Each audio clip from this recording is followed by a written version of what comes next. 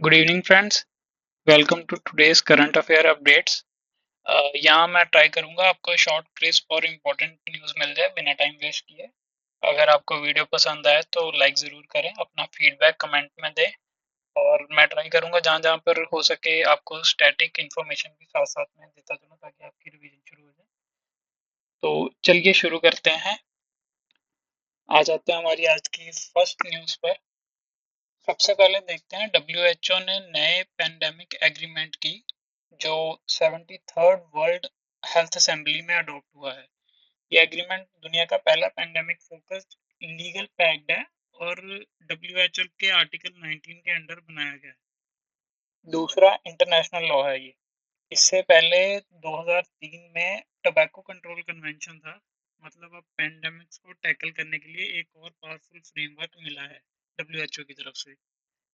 तो देखते हैं आर्टिकल 19 के हिसाब से वर्ल्ड हेल्थ असेंबली को अथॉरिटी है कि वो 2/3 मेजोरिटी वोट से किसी भी हेल्थ इशू पर लीगली बाइंडिंग एग्रीमेंट्स बना सके। इस बार उन्होंने ग्लोबल पैंडेमिक प्रिपेयर्डनेस और रिस्पांस को प्रायोरिटी दी है। चलिए समझते हैं, इसके की पॉइंट्स देखते हैं एक बार। पहला फोकस है पैंडेमिक प्रिवेंशन और सर्विलेंस को स्ट्रेंथन करना।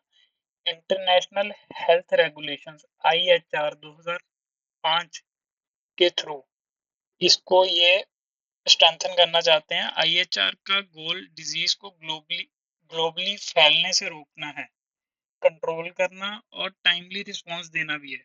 अगला स्टेप है ग्लोबल सप्लाई चेन को रिलायबल बनाना ताकि हर कंट्री को क्राइसिस के टाइम पर मेडिसिन, वैक्सीन और डायग्नोस्टिक्स की इक्वल एक्सेस मिले। कहीं पे भी पार्शियलिटी ना हो। इसका मतलब जैसे एक सेफ्टी नेट है जो सबको संभाल सके, ये उस तरह का कन्वेंशन है।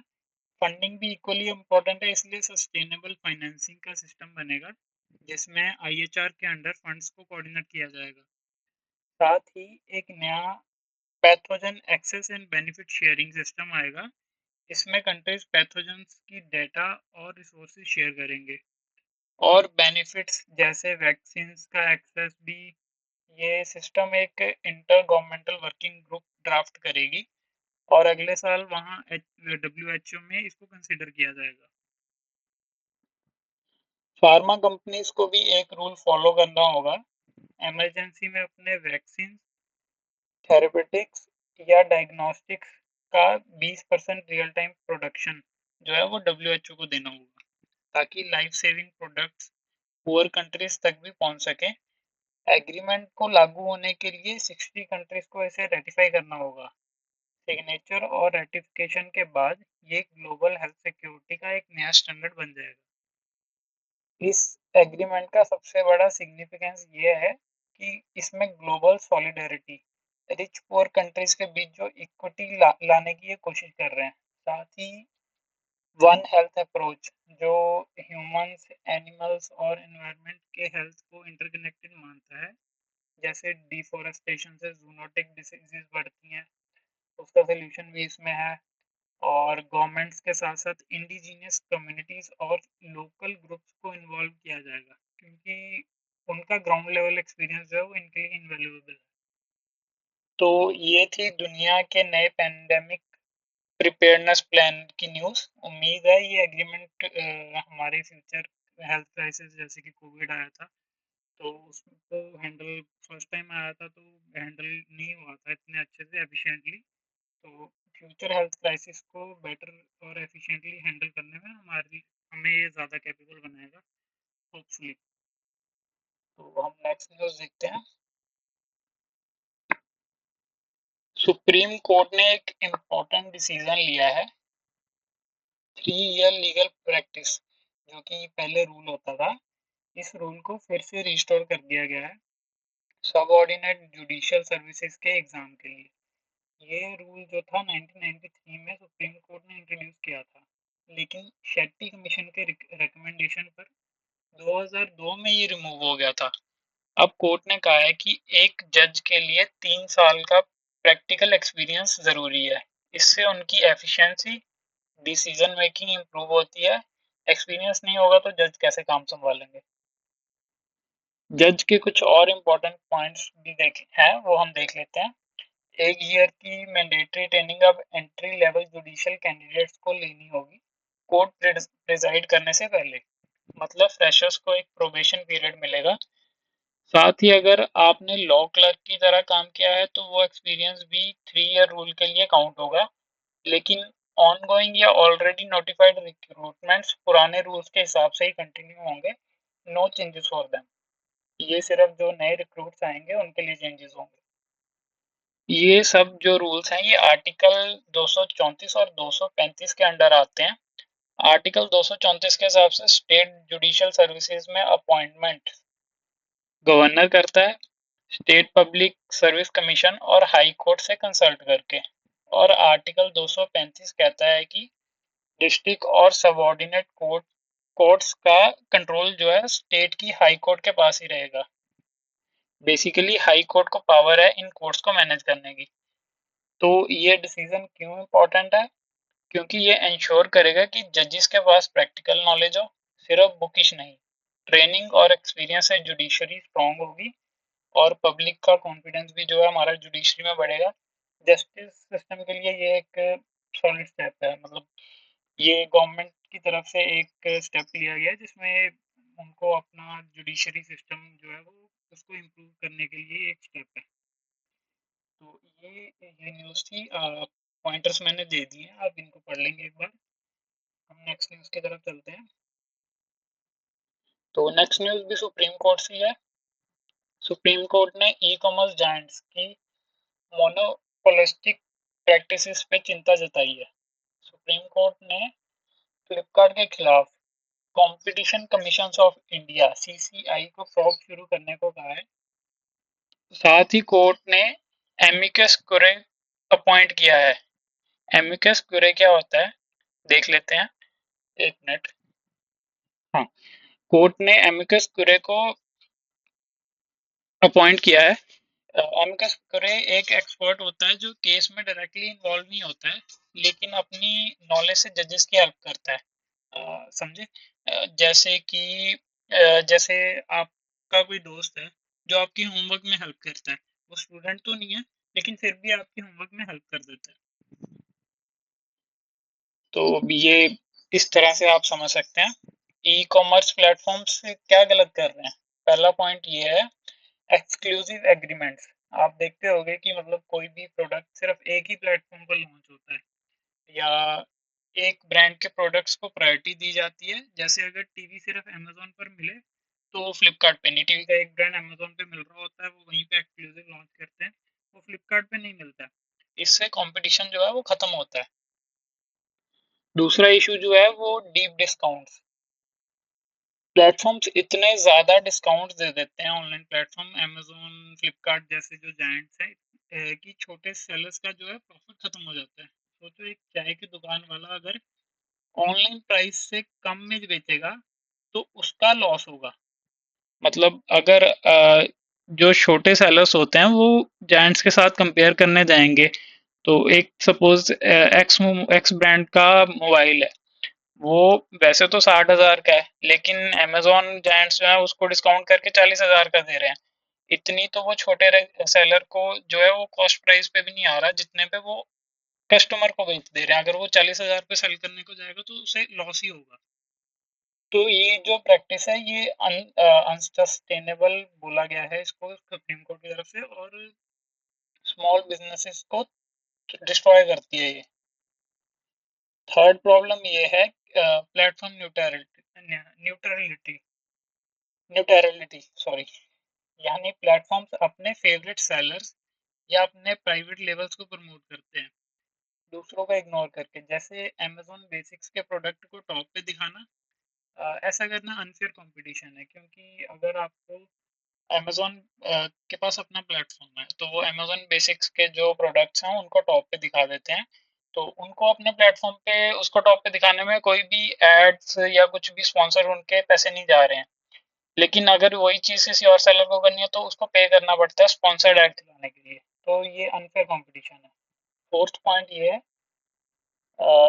थर्ड पॉइंट था। फोर्थ पॉइंट ये है अब्यूज ऑफ डोमिनेंट पोजीशंस। मतलब बड़े प्लेटफॉर्म्स अपनी पावर यूज करके छोटे रिटेलर्स पे अनफेयर टर्म्स थोप देते हैं। जैसे डिलीवरी चार्जेस बढ़ा देना या कमीशन ज़्यादा लेना। इससे रिटेलर्स की मजबूरी बढ़ जाती है। इन सबको रोकने के लिए कानून है।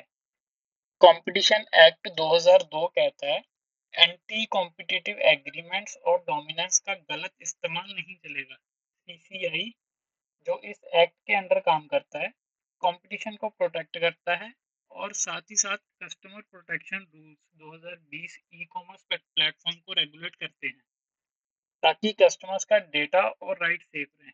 तो ये जजमेंट क्यों इम्पोर्टेंट है? क्योंकि ये इंश्योर करेगा कि जो ऑनलाइन मार्केट प्लेसेस फेयर रहें, छोटे सेलर्स को भी मौका मिले और कस्टमर्स को जेन्युइन बेनिफिट्स। कंपटीशन हेल्दी रहेगा तो सबका फायदा रहेगा। सुप्रीम कोर्ट और सीसीआई की ये कोशिश डिजिटल इंडिया और ट्रांसपेरेंट की तरफ डिजिटल इंडिया को प्रमोट करेगी और छोटे सेलर्स को भी फायदा होगा जो अभी फिलहाल इतना फायदा नहीं ले रहे हैं ऑनलाइन प्लेटफॉर्म से। They are in loss because of that. आपने भी देखा होगा कि आसपास में दुकान वाले थोड़े दुखी हैं कि हम भी बोलते हैं कि ये ऑनलाइन सस्ता मिल रहा है हम तो ऑनलाइन मंगा लेंगे। तो इससे कंपटीशन जो है ये फेयर रहेगा। इसके बाद नेक्स्ट न्यूज़ देखते हैं। Mizoram becomes the first state in India to attain full functional literacy. So congratulations to Mizoram. Mizoram 2023-24 के पीएलएफएस सर्वे के अकॉर्डिंग मिजोरम ने 98.20 लिटरेसी रेट हासिल कर ली है, जो मिनिस्ट्री ऑफ एजुकेशन के स्टैंडर्ड्स में फुल लिटरेसी को फुल लिटरेसी के बराबर है।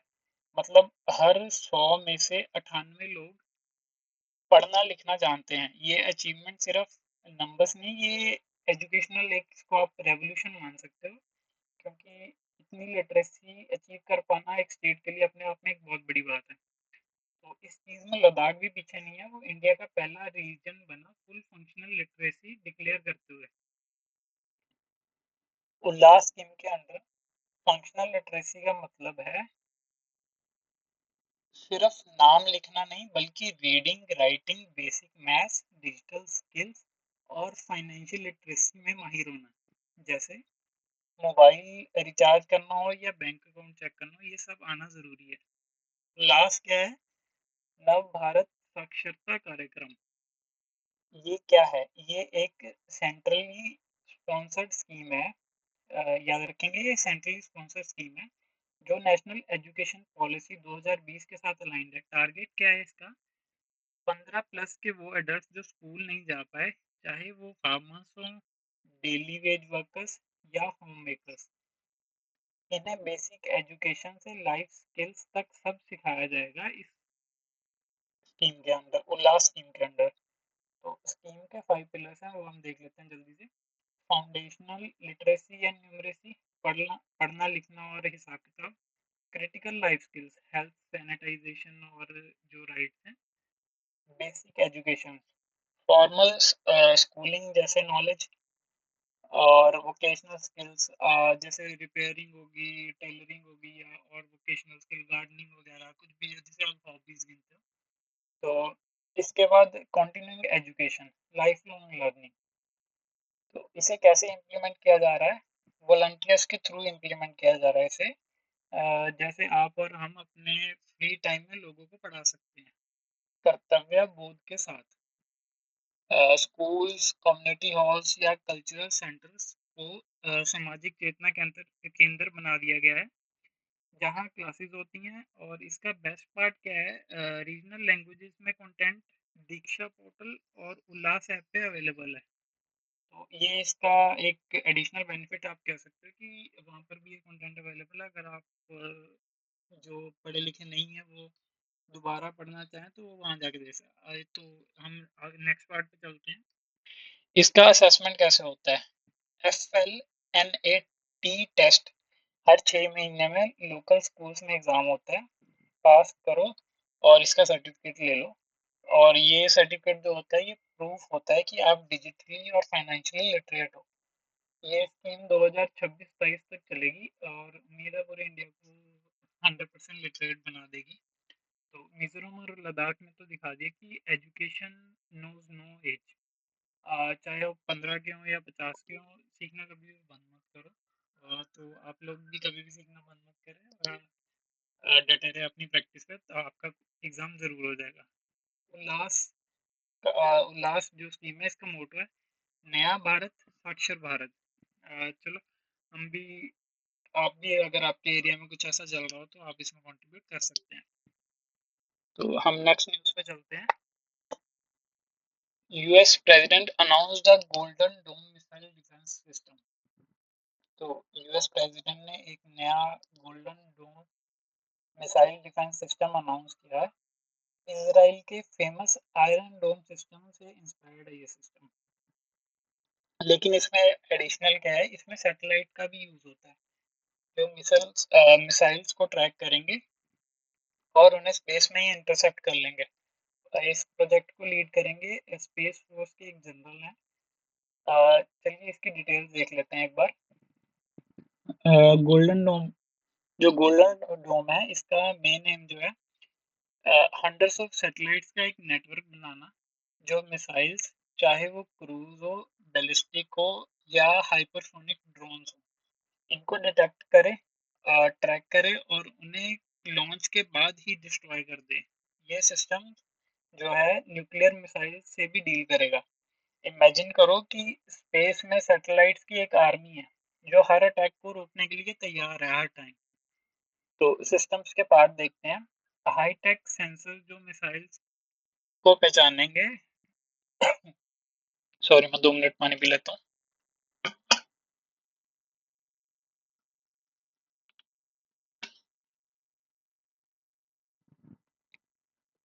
जी, तो सिस्टम्स के पार्ट्स देखते हैं। हाईटेक सेंसर्स हैं जो मिसाइल्स को पहचानेंगे और ट्रैकिंग टूल्स जो इनकी स्पीड और डायरेक्शन एनालाइज करेंगे। और इंटरसेप्टर मिसाइल्स हैं जो उन्हें गिराने का काम करेंगे। ये सब कंपोनेंट्स खुद से काम करेंगे लेकिन रियल टाइम में एक दूसरे को इंफॉर्मेशन शेयर भी करेंगे।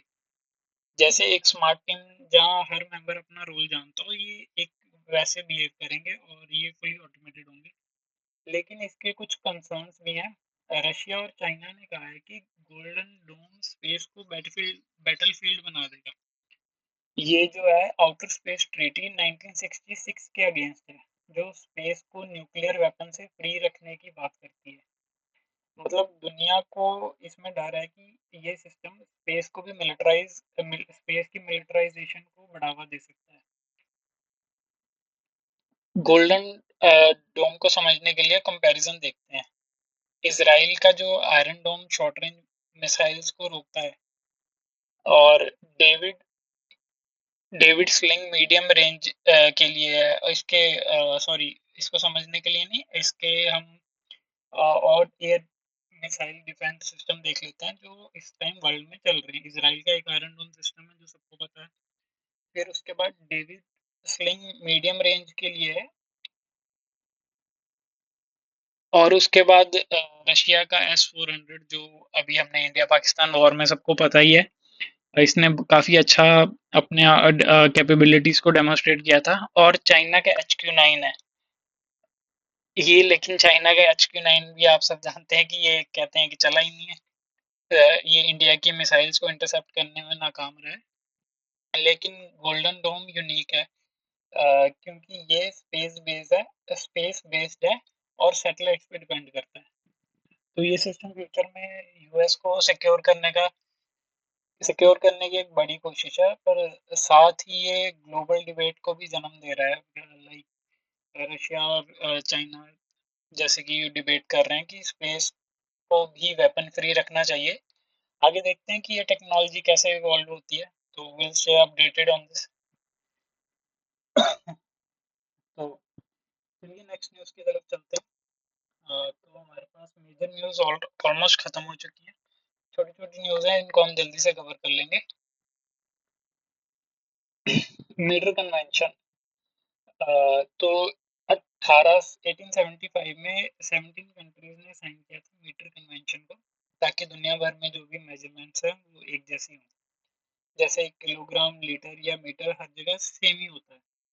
तो इसकी 150th एनिवर्सरी 2025 में मना रहे हैं और इंडिया भी इसका मेंबर है। तो इसलिए इम्पोर्टेंट हो जाता है। ये कन्वेंशन ने बनाया BIPM, international bureau of weights and measures, जो इंश्योर करता है कि आपका 1 kg मुंबई में भी 1 kg हो और टोक्यो में भी 1 kg हो। ग्लोबल ट्रेड और रिसर्च को इससे हेल्प मिलती है। तो याद रखेंगे ये ट्रेड कन्वेंशन जो है 20 मई 1875 में साइन हुई थी और उसके बाद 1921 में अमेंड भी हुई थी। अमेंड वाला याद रखने की जरूरत नहीं है, 20 मई 1875 याद रखेंगे बस।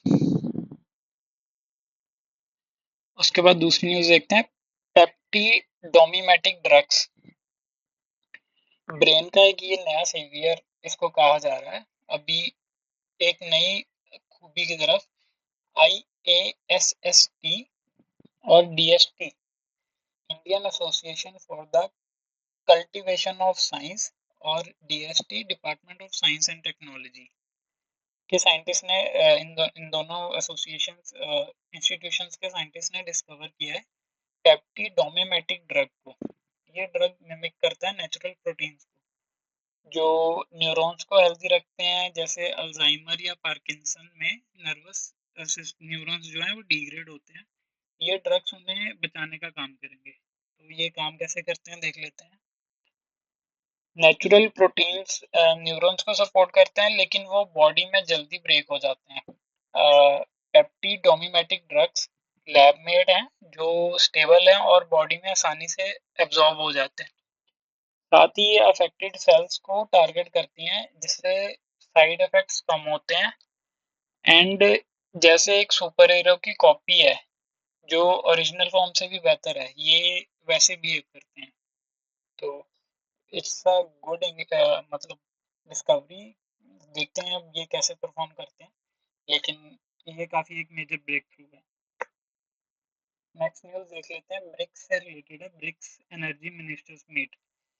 ब्रिक ब्रिक्स एनर्जी मिनिस्टर का रिसेंट मीटिंग हुई थी ब्राजील में, जिसमें इंडिया ने लीड लिया इंक्लूसिव और सस्टेनेबल एनर्जी पॉलिसीज को प्रमोट करने में। चलिए देखते हैं क्या हुआ और क्या इम्पोर्टेंट है। तो इसमें सबसे पहले देखते हैं SDG 7 का गोल। सबसे पहले ब्रिक्स कंट्रीज ने SDG 7 को सपोर्ट किया। ये यूएन का गोल है universal energy access, clean cooking fuel और एनर्जी पॉवर्टी खत्म करने के लिए। मतलब हर घर तक बिजली पहुंचे और चूल्हे की जगह LPG हो और गरीबों को एनर्जी मिल सके। बिजली बिना डेवलपमेंट अधूरी है।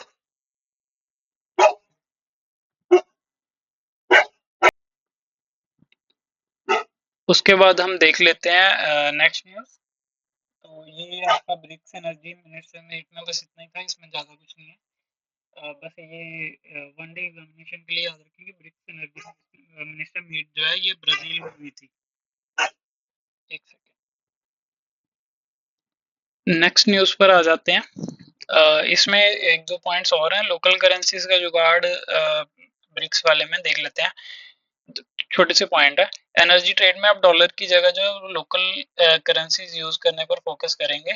और एनर्जी ट्रांजिशन का फ्रीडम, हर कंट्री को अपना एनर्जी मिक्स चूज करने का हक है, चाहे कोल हो, सोलर हो या न्यूक्लियर हो। इंडिया बोल रहा है हम अपनी स्पीड से ग्रीन एनर्जी की तरफ बढ़ेंगे।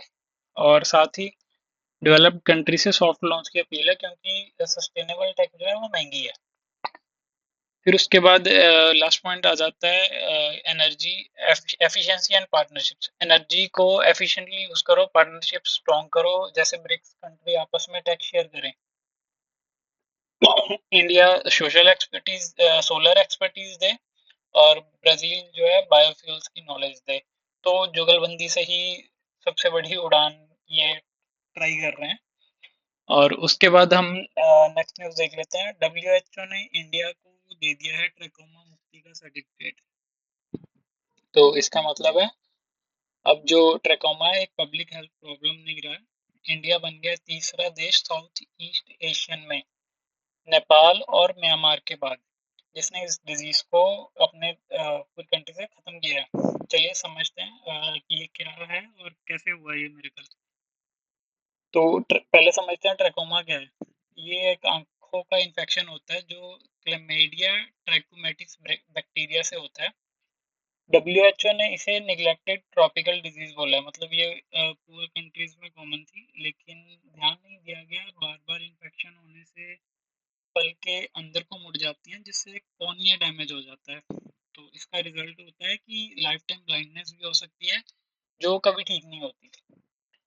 तो ये फैलता कैसे है? ट्रकोमा फैलता है डायरेक्ट कांटेक्ट से या मक्खियों के थ्रू, जैसे किसी इन्फेक्टेड व्यक्ति को छूने के बाद आंख में हाथ लगाने से, या मक्खियां जर्म्स को फैला दें। गरीबी और साफ सफाई पुअर कंट्रीज में होता है, तो साफ सफाई की कमी इसे बढ़ावा देती है। तो इंडिया का सफर जर्नी देख लेते हैं, इसमें कैसे रही। 1976 से अब तक 1976 में इंडिया ने national programme for control of blindness NBCBVI के अंडर ट्रकोमा कंट्रोल को इंटीग्रेट किया। तो इसमें क्या किया गया था? मास एंटीबायोटिक डिस्ट्रीब्यूशन, साफ पानी और सैनिटाइजेशन को प्रमोट किया गया था, अवेयरनेस कैंपेन्स चलाए गए थे, और सर्जरी करी गई थी एडवांस केसेस के लिए। 48 साल की मेहनत का रिजल्ट जो है वो 2024 में इंडिया को मिला है। WHO ने घोषित कर दिया है कि इंडिया ट्रैकोमा फ्री है। तो इतनी बड़ी अचीवमेंट क्यों? क्योंकि ट्रैकोमा दुनिया की leading infectious cause of blindness है।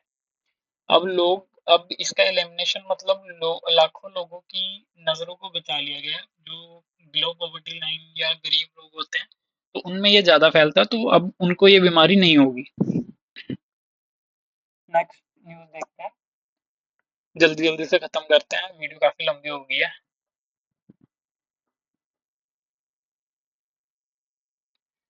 तो नेक्स्ट न्यूज देख लेते हैं। मणिपुर के शिरोई लिली फेस्टिवल में, जो 2 साल बाद फिर से शुरू हुआ है। तो अभी ये कॉन्फ्लिक्ट के कारण ये फेस्टिवल जो है रुका हुआ था, लेकिन अब ये फूलों की तरह खिल के वापस आया है। चलिए इस खूबसूरत सेलिब्रेशन के बारे में सब कुछ समझ लेते हैं।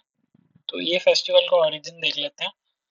मणिपुर के टूरिज्म डिपार्टमेंट ये फेस्टिवल को ऑर्गेनाइज करते हैं, और इसका नाम रखा गया है शिरोई लिली के नाम पर, जो मणिपुर का स्टेट फ्लावर है। ये फूल सिर्फ शिरोई हिल्स में ही उगता है और दुनिया में कहीं नहीं मिलता। जैसे कश्मीर का गुलाब या केरला का नीला कुरिंजनी है, वैसे ये मणिपुर की शान है। तो कहाँ ये फेस्टिवल होता है? उखरोई डिस्ट्रिक्ट में, जहाँ तांगखुल नागा कम्युनिटी के लोग रहते हैं। ये फेस्टिवल हर साल होता है, एंड ये कम्युनिटी अपने कल्चर और परंपरा को इसमें शोकेस करते हैं। जैसे ट्रेडिशनल डांस, हैंडीक्राफ्ट और लोकल डिशेस वगैरह, ये सब इसमें डेमोन्स्ट्रेट करते हैं। सोचो एक पहाड़ी गांव में रंग बिरंगी टाइप मेला होता है ये, तो इसको आप ऐसे याद रख सकते हैं। तो ये फेस्टिवल इम्पोर्टेंट इसलिए है क्योंकि शिरोई लिली एक इंडेंजर्ड स्पीशीज है। ये नाजुक फूल सिर्फ एक स्पेसिफिक ऑल्टीट्यूड पर उगता है, और इसका ब्लूमिंग सीजन बहुत छोटा होता है। फेस्टिवल का मकसद है लोगों को इस फूल की अहमियत समझाना और उसकी प्रोटेक्शन को प्रमोट करना। तो इस फेस्टिवल में cultural performances, flower exhibitions, trekking competitions वगैरह होते हैं। तो इसको आप देख लेंगे एक बार। तो अभी नेक्स्ट न्यूज़ पर चलते हैं। WHO ने 4 देशों को, ऑस्ट्रिया, नॉर्वे, ओमान और सिंगापुर को एक तरह सैल्यूट किया है, क्योंकि उन्होंने इंडस्ट्रियली प्रोड्यूस्ड ट्रांस फैट को एलिमिनेट करने में सफलता पाई है। ये harmful fats biscuit, fried snacks और वनस्पति घी में मिलते हैं, और जो जो हमारी आर्टरीज हेल्थ के लिए नुकसानदायक होते हैं, हम हमारी आर्टरीज को ब्लॉक करते हैं। तो चलिए समझ लेते हैं एक बार ये क्या है और इंडिया ने इसके खिलाफ क्या क्या किया है। तो ट्रांस फैट क्या होते हैं? ये एक प्रकार के अनसैचुरेटेड फैट्स होते हैं, जो नेचुरली दूध और मीट और फैक्ट्रीज में बनते हैं। नेचुरली दूध और मीट में पाए जाते हैं और फैक्ट्रीज में भी बनते हैं, लेकिन इंडस्ट्रियली प्रोड्यूस जो ट्रांस फैट्स ज़्यादा खतरनाक हैं, जैसे बिस्किट, पकौड़े, पकौड़े वगैरह में। सोचो ये आपके खून, जो हमारी वेन्स होती हैं, इनमें ट्रैफिक जैम पैदा कर देते हैं। हार्ट अटैक का जो रिस्क है वो उससे बढ़ जाता है। तो देशों की जीत हमारी सीख इसमें ये है कि डब्ल्यूएचओ ने इन 4 देशों को टैग किया है क्योंकि उन्होंने फूड इंडस्ट्री में ट्रांस फैट को बैन किया है। इंडिया भी पीछे नहीं है। 2021 से फसाई ने रूल बनाया है कि ऑयल में ट्रांस फैट 2% से ज़्यादा नहीं हो सकते हैं। मतलब अब ब्रांड्स को हेल्थियर ऑल्टरनेटिव यूज करने पड़ेंगे, स्वादिष्ट और सेहतमंद दोनों। तो ये इम्पोर्टेंट इसलिए है, ट्रांस फैट से हार्ट डिजीज और प्रीमेच्योर डेथ का रिस्क बढ़ता है। डब्ल्यूएचओ का गोल है 2023 तक ग्लोबल लेवल पर इनको खत्म करना। 2023, एक मिनट में देख लेता हूँ।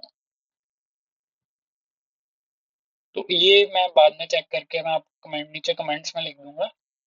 तो इसका मैं टारगेट देख लूंगा। आप भी अपनी डाइट से ट्रांस फैट्स को अवॉइड करें। पैकेट चीज़ें वैसे भी नहीं खानी चाहिए। तो अगर खाने भी है तो थोड़ा फिर आपको सेक्रीफाइस करना पड़ेगा। अगर आपको टेस्ट चाहिए तो थोड़ी अपनी लाइफ में से ईयर्स देने टाइम देना पड़ेगा आपको। तो इसके लिए आप सब कंट्रीब्यूट कर सकते हैं कि आप पैकेज खाने को ना ही खाएं तो बढ़िया है। तो रीड लेबल्स भी आप रीड कर सकते हो कि जिसमें किसमें ट्रांसफर है या नहीं है। तो नेक्स्ट न्यूज़ देख लेते हैं एक बार।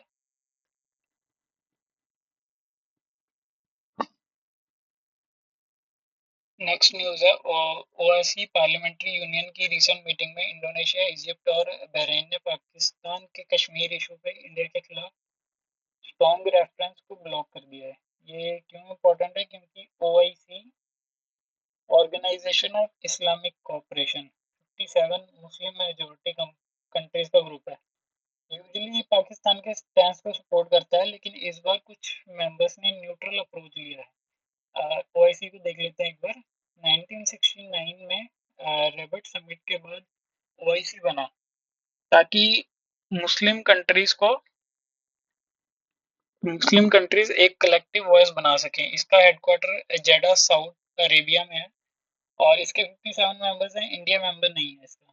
सोचो, ये एक टीम है जो अपने मेंबर्स के इंटरेस्ट को ग्लोबली रिप्रेजेंट करती है। इसका स्ट्रक्चर जो है, सबसे टॉप बॉडी है इस्लामिक समिट, जिसमें मेंबर कंट्रीज के हेड जैसे पीएम प्रेसिडेंट मिलते हैं। ये डिसाइड करते हैं कि ग्लोबल मैटर्स में ओआईसी का स्टैंड क्या होगा, जैसे इसराइल पैलेस्टीन इशू या फिर इस्लामोफोबिया पे रिएक्शंस वगैरह, ये ऐसे डिसाइड करते हैं।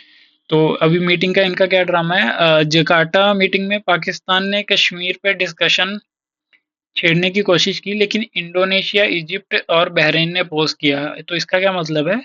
मुस्लिम कंट्रीज ने दिखाया कि वो इंडिया के इंटरनल मैटर्स में इंटरफेयर नहीं करेंगे। ये डिप्लोमेटिक विक्ट्री है इंडिया के लिए और ये काफ़ी इंपॉर्टेंट है। क्यों ये स्टेप इम्पोर्टेंट है? क्योंकि ओआईसी यूजुअली पाकिस्तान के साथ खड़ा होता है, लेकिन अब कुछ मेंबर्स ने न्यूट्रल रहते हुए रीजनल स्टेबिलिटी को प्रायोरिटाइज किया है। साथ ही इंडिया की फॉरेन पॉलिसी की सफाई दिखती है इसमें।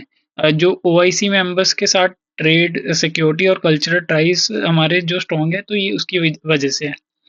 तो ये इंसिडेंट दिखाता है कि दुनिया मल्टीपोलर हो रही है, कोई एक नैरेटिव डोमिनेट नहीं कर सकता। तो कंट्रीज के अपने अपने इंटरेस्ट हैं, जिनके इंडिया के साथ ज़्यादा इंटरेस्ट हैं रेदर देन पाकिस्तान, तो वो इसमें न्यूट्रल रहे हैं। तो इंटरनेशनल बुकर प्राइज देख लेते हैं। ये एक ग्लोबल अचीवमेंट इंडिया के लिए है। कन्नड़ राइटर बानू मुश्ताक ने जीत लिया है इंटरनेशनल बुकर प्राइज अपनी शॉर्ट स्टोरी कलेक्शन के लिए, हार्ट लैम्प के लिए।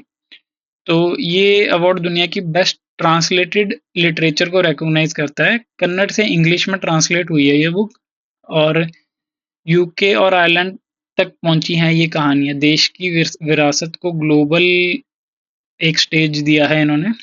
तो इंटरनेशनल बुकर प्राइज जो है, ये लॉन्च किया गया था 2005 में एज मैन बुकर प्राइज। तो ये एक एनुअल लिटरेरी प्राइज है फॉर अ सिंगल बुक, जो जिसको ट्रांसलेट होती है जो इंग्लिश में और पब्लिश होती है या तो यूके में या आयरलैंड में। तो इसका ऑब्जेक्टिव क्या है कि जो हम ये रीडिंग है, ये रीडिंग को और प्रमोट करें। तो इसका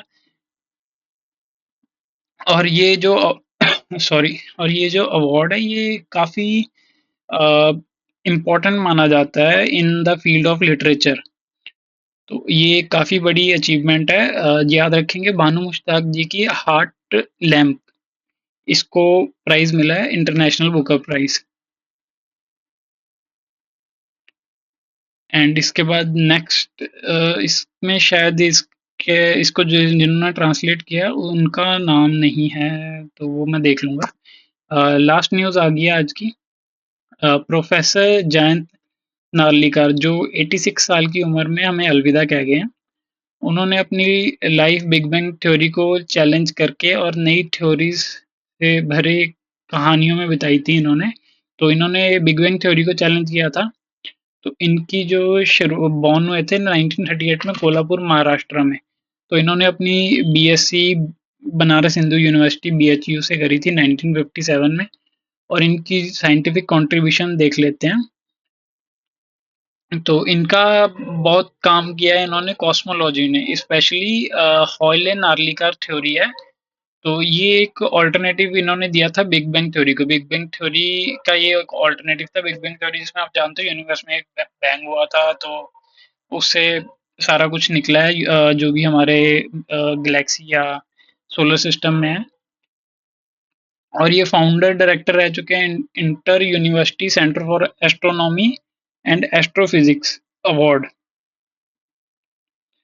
और इनको कलिंगा अवार्ड भी मिला था यूनेस्को की तरफ से, और पद्म भूषण और पद्म पद्म विभूषण भी इनको मिल चुका है। तो ये थे आज के हमारे करंट अफेयर्स। वीडियो थोड़ी सी लंबी हो चुकी है, एंड इसके साथ ही आज के करंट अफेयर्स हम रैप अप करेंगे। मिलते हैं आपको कल के करंट अफेयर्स के साथ, और इस वीडियो को ज़रूर लाइक और अपना फीडबैक कमेंट कर दीजिएगा, एंड सब्सक्राइब ज़रूर कर लीजिए। Thank you. Have a nice day.